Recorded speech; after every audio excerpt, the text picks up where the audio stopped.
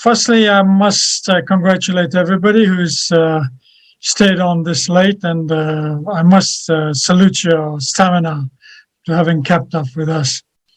But also, I think I must thank the speakers who kept us awake. I think they provided us with such fascinating inroads and insights. It kept us all very much alive. And I think here, especially when I joined at 2 a.m., I just haven't been able to get off my screen. I mean, I couldn't take any breaks because it was so good and it was really fascinating and had all the things I needed from it. So we started the day off this morning with Father Jerry telling us about compassionate healthcare. Move to the next slide.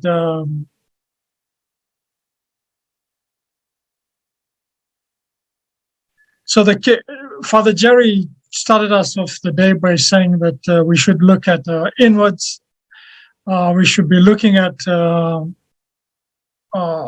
hopeful things, and that we shouldn't concentrate on mistakes. We should be concentrating on learnings. And he said that within the overall healthcare, we need to bring back compassion, that we are one humanity and one body, and through global solidarity we will work. We then had a very good response for Professor Tancock. Professor Tan from Duquesne, US, again mentioned that Asia Pacific is rich in its history of having two of the greatest philosophers, Buddha and Lao Tzu, who spoke about compassion and how to take care of compassion and how compassion is a resource, and that it is something that Asia Pacific has to share with the world. Empathy is very important. We must treat patients as partners. And then Fatima Lorenzo stepped in, and I think it was very brave move that she started questioning some of the sayings that we are all equal, but from her experience, I think it was very clear that COVID affected us less than equally. We had more people dying in the lower socioeconomic groups, same here in the UK, in Europe, elsewhere. Elderly people were passing away faster, and that in many countries it was the poor who got hit by it. And I think, so she said, there was kind of issue of equity that we learned.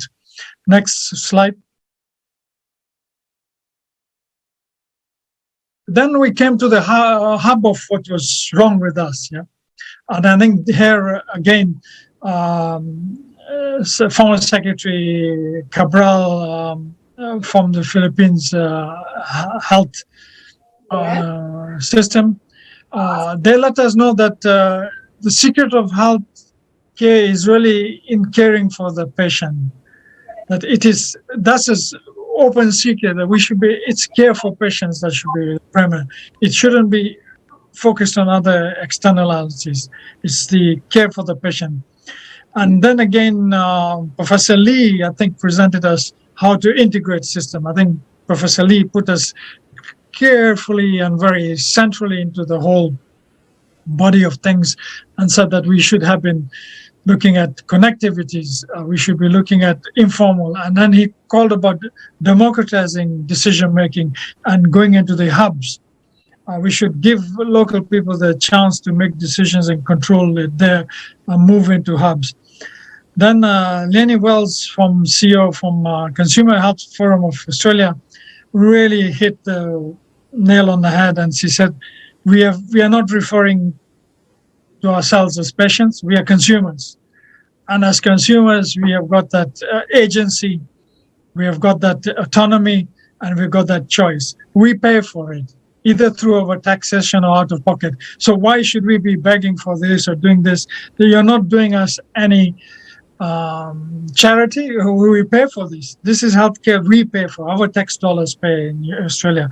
And therefore, we must be in there shaping the health policy, services and research, and also taking care of the lapses and the failures. And that Australian attitude towards healthcare has really stood out. I think Australia, having achieved its universal health coverage and pushed it forward, has been the mainstay of Asia Pacific, and it leads to sharing good practice with everybody. So I must salute Australia and its health system because it has helped us enormously.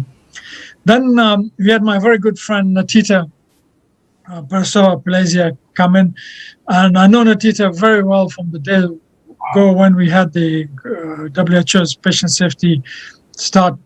And Natita put in very carefully that, look, unless you carry out the research and confidence building and actively engage in capacity building, we are not going to have the same effect. That in order to strengthen systems, we must look at the capacity of patients and families to engage in that. I can't say, oh, we want more engagement, or the health minister can't turn around and say we need more patient engagement. And for this, I think Dr. Ratna Devi has also mentioned here a number of times that with Pair Academy and other groups out there, that we're strengthening the capacity of patients and family to engage in this. First of all, we are making them ready. Let's make that.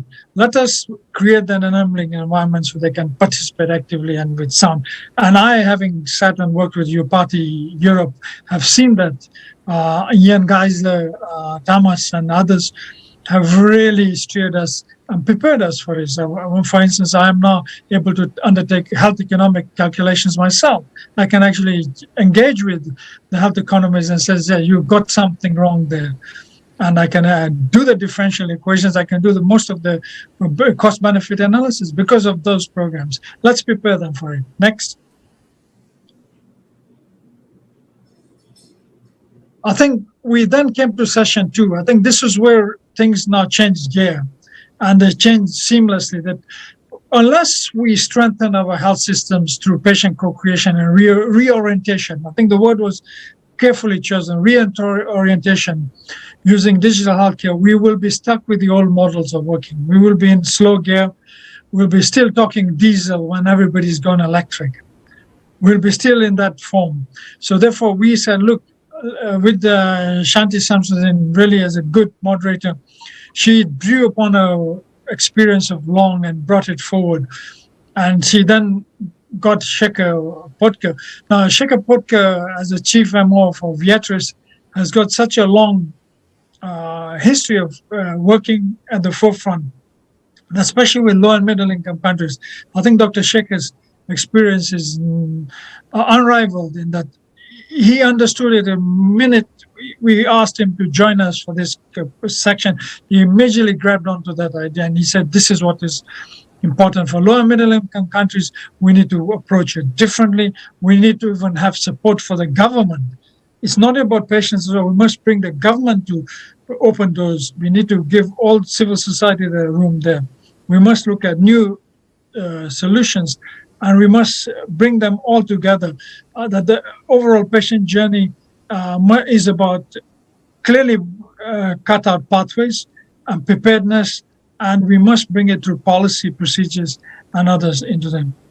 Then Natnapis stepped in from Thailand, and she had a huge, again, basket full of tricks and examples that where they have used patient-centered information system in patients' precision medicine, which was absolutely marvelous to see that for a long time, Thailand has led on your traditional rural healthcare, going out there, community healthcare. But now Thailand is leaping forward, is jumping forward to new health technologies and coming up with digital technologies to bring the country together and modernizing its health systems.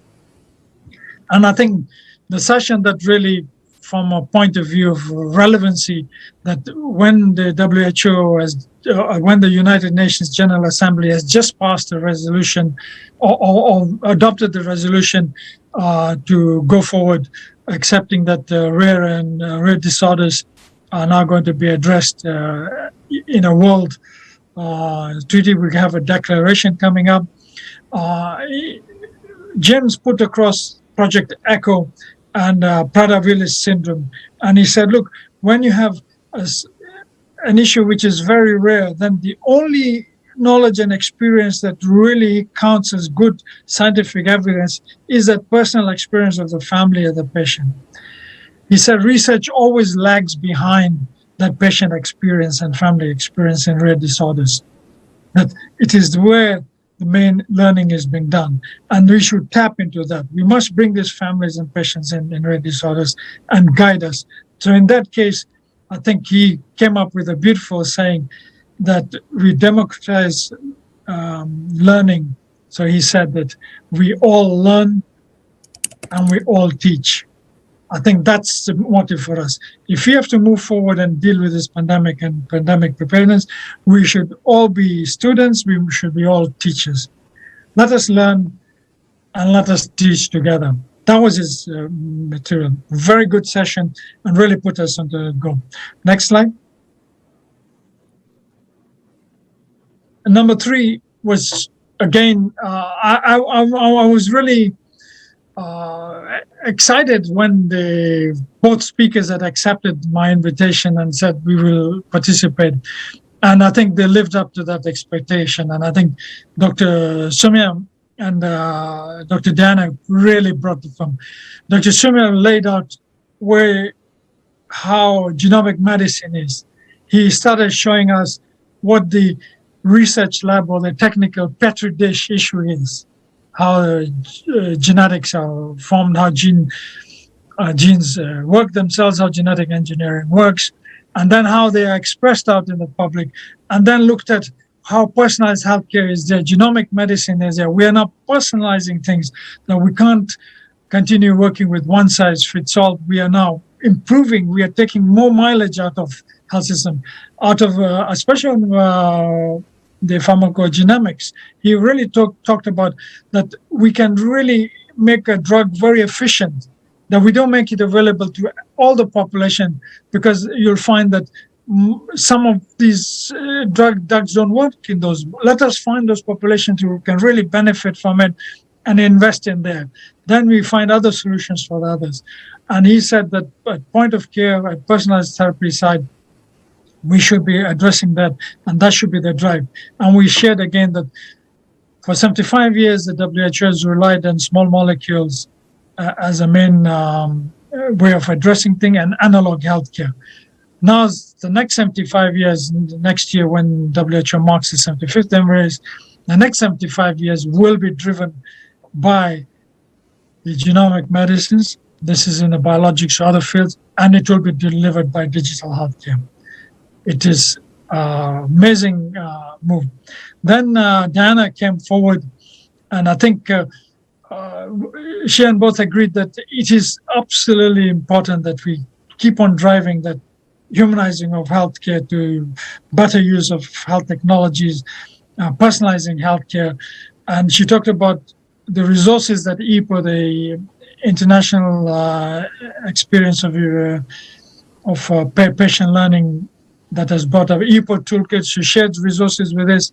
We will all do that. And now next, quick, number 4. We lastly, I think we were very pleased to see that we had now set the agenda for our workshop at the end of this tomorrow. We had a very good introduction on Global Patient Safety Action Plan. Again, Fatima Lorenza, Pranash Singh from WHO, Professor Tan, and then Dr. Sikora from WHO, WIPO. All 4 speakers have really backed this and said it is our responsibility, and they've set the scene for us that we must take this forward.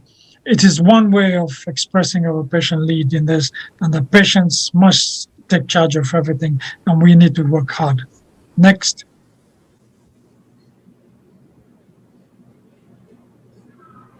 Number 5, I think this was really good. Session 5 was, I think, very important, because I think this reinforced. I must salute and thank Thomas Queenie from IFPMA, who graciously had accepted to come over at Global Patients Congress in 2020. And there he had laid out, he said, my industry partners are here to serve humanity. I think I like that opening. They are not there just for technical bits. They're there to serve humanity. They know what their core essence and value is. And he resonated what Father Jerry had said. It's about people. It's about humanity. It's about there. We are not working in isolation from that. So both the speakers, I think Dr. Eileen and Kashmira put forward that the industry has been working together. Each of them are making some other components of the other's products. They've got unofficial relationships. They're working people to people. They have cross fertilizers. You will find that at any one time, if you read the CVs of MSD people, they have probably worked for Johnson & Johnson and vice versa. So half of Johnson & Johnson might have worked for MSD and similarly like that. So they all co-fertilize each other and have developed a consensus and community of spirit. And that is what we need now to get us out and let us see the pandemic to the door. They looked at the new therapies there, that we must look at how to treat people. So MSD obviously has got the new antiretroviral that has really filled the gap where treatment was failing. And then others have looked at new vaccines. In fact, what Johnson & Johnson has also got, that one-shot vaccine. I think it would work wonderfully. We don't have to have double vaccines and more people could be vaccinated that way. We wouldn't forget dates, so forth. And then I think what both of them came up, and I think I really appreciate that, was that they said that, look, this is not the end. There's other things to come and we must learn from here. As Dr. Eileen said, when I talk to them, are we prepared for the next pandemic? Everybody looks quizzically. Asia Pacific has lots of experience. We did with COVID, SARS. Remember SARS 1. We have done with other things. MSD and Johnson have done another epidemic in Africa, when they did the Ebola virus. So they all brought on these toolkits and weaponry from there to help us on. So let us work on that. Let's develop that. Next slide down. Manish, next slide for me.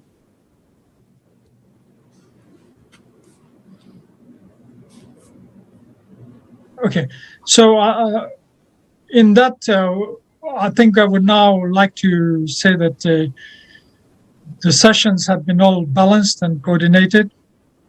And I would now like to give over to, is it Kara? Are you going live? Yes.